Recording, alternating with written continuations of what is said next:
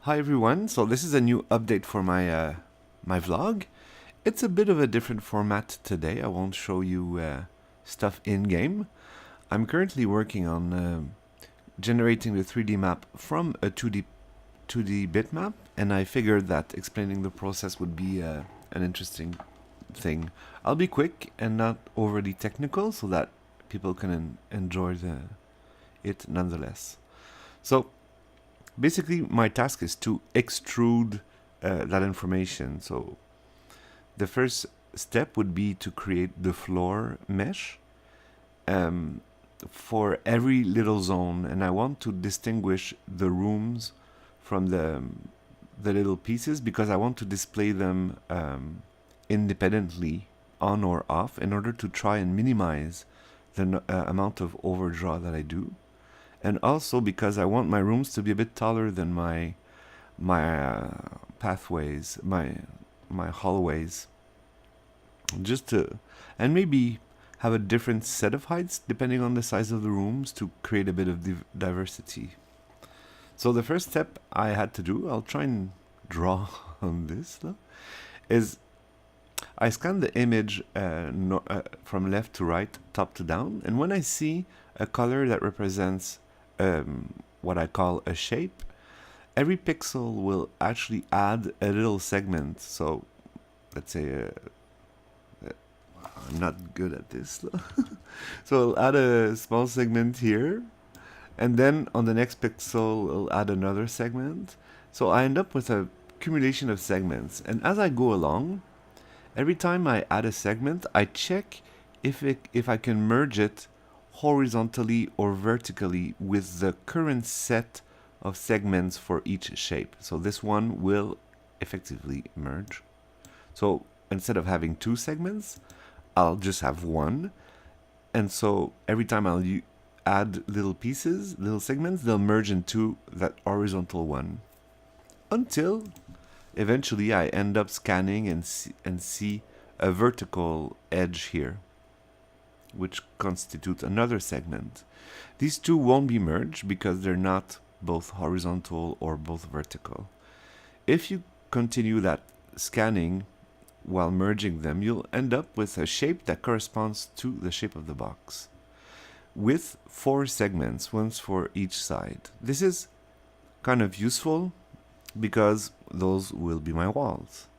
With pathways, the shapes will be complex, but by keeping the horizontal and vertical separate, it will still work, right? That being said, here I have a door. I can't see it, but I don't want the wall to pass through the door. So the some segments are, I detect if they connect to a door or not, and if they do, I call these, I flag them as doors, and I never merge the doors into other segments. So in this room, in fact, I'll have 5 segments. So 1, 2, 3, 4 up to the door, and then 5 for the little space of the door that will not be extruded. Bon. I think that's clear. And so I end up with something like this. These are the segments that I drew. The doors, I think it might be a different map, but you get the idea. The doors are, I drew them in red to make sure I could detect them. And so that's a nice clean map. And those are all coordinates stored in segments, so I know exactly what their number value is, and so I could then create my mesh from this. There are some bugs. So for example, I find it really sad to have unconnected rooms such as this one.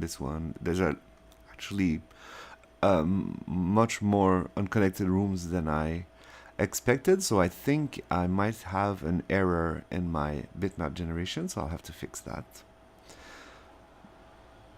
Also, I didn't draw it, but every time you have a double lines, those are actual portals, and yeah, portals. I mentioned them a couple of times before, and I think it could be confusing for some people. Maybe when I say portal, they think of an actual teleporting device, you know, like in some games, which like the game called Portal, but it's actually a visibility technique for renderers. So a portal is basically a shape in 3D, usually a rectangle, that represents an opening. So here I have a door, so I have a portal here. I have another door, I have a portal here.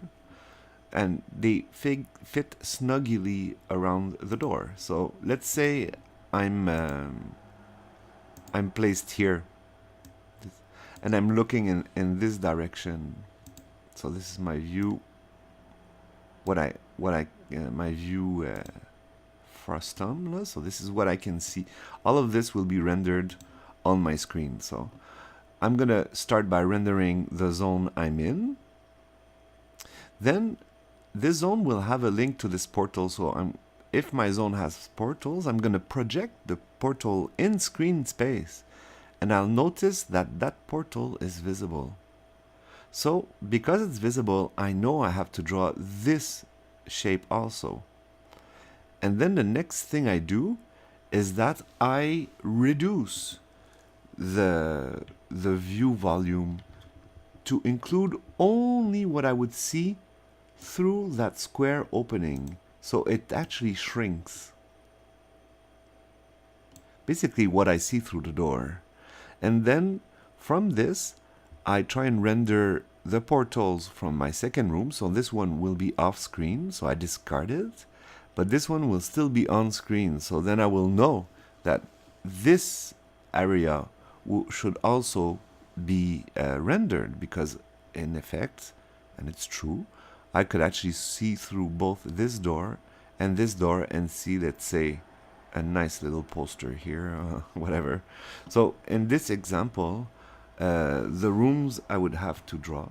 So it would be this room. Then I would say, oh my God, I have a portal that I see, this room. This one would be discarded. So I would only render those three regions. So that's what I mean by portals. And this is also why I have them in my hallways at regular intervals, because I really do want to minimize the number of triangles that I send. I hope this is not getting a bit too long. I know it's a bit more technical, but hopefully it's still interesting. So once I have this map, the other thing I did is triangulate this into an actual collection of triangles. So now at this point, this is my room object that has a mesh that has two triangles in it. So this room, I falsely assumed it was connected, but it's part of the bug. Here's a good example. So this is a door. And because I have an extra segment here just for my door opening, it created a bit more triangles. But I think this is, well, it's reasonable. It's needed.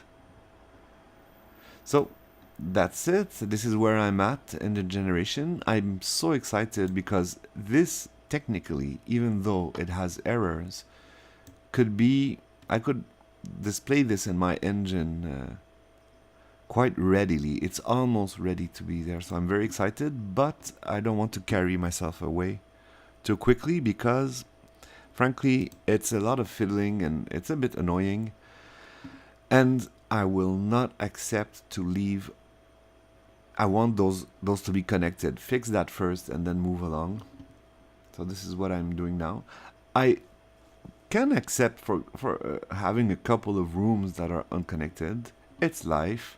But I think there's just too many of them that aren't connected. Like, I don't want the player to spend most of its time in corridors. I want him to be in rooms and discover chests and like room stuff.